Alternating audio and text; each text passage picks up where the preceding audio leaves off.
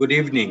আমরা আজকের দিনে আমাদের কাজ হচ্ছে আমরা কতগুলো ভার্ব দিয়েছি। তোমরা চাইলে এই ভার্বগুলো দিয়েও প্র্যাকটিস করতে পারো, নিজেরা 10টা ভার্ব লিখেও নিজেদের মতো করে প্র্যাকটিস করতে পারো। কিভাবে? ফর এক্সাম্পল প্লে, এটা একটা ভার্ব। তাহলে তুমি 3টা বাক্য বলবে, আমি ফুটবল খেলি, আই প্লে ফুটবল। আমি ফুটবল খেলেছিলাম, আই প্লেড ফুটবল। আমি ফুটবল খেলবো, আইল প্লে ফুটবল। গো আরেকটা ভার্ব আছে।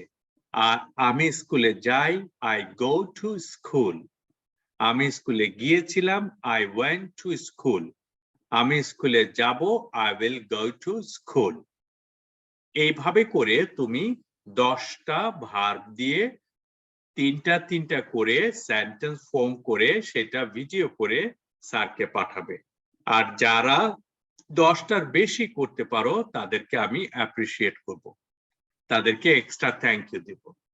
এটা হচ্ছে একটা কাজ। আর একটা কাজ হচ্ছে আমাদের যে ইংলিশ ফর টুডে বই অথবা অ্যাক্টিভ ইংলিশ বই রয়েছে, এই বইটা আমরা প্রথম থেকে শেষ পর্যন্ত আগামী 2 দিনের মধ্যে পড়ে শেষ করে স্যারকে লিখে পাঠাবে। I have completed reading the book. পুরো বইটা আমার পড়া হয়ে গিয়েছে 2 দিনে। কারণ আমাদের যে সামনে পরীক্ষা আছে, এই পরীক্ষায় এই পড়াটা আমাদেরকে হেল্প করবে। ঠিক আছে? So this are the 2 things we need to do. Second thing, okay, third thing হচ্ছে আমাকে 2 পেজেস ইংলিশ লিখে আমাকে আমার পেজে আমার ইতে দিতে হবে, মেসেঞ্জারে দিতে হবে। বর্ণ 2 পৃষ্ঠা ইংরেজি লিখবে এবং লিখে তোমার ইংরেজি বই থেকে যে কোনো কিছু তুমি লিখে আমাকে পাঠাতে পারো।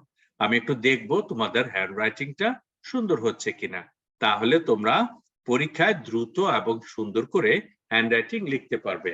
হ্যান্ডরাইটিং লেখার সময় অবশ্যই তোমরা খাতার চারপাশে মার্জিন মেনটেন করবে, দাগ দেওয়া ছাড়া। That's all. কিভাবে দাগ দেওয়া ছাড়া আমরা শিখিয়েছি ক্লাসে, সেটা আমরা জানি, রাইট?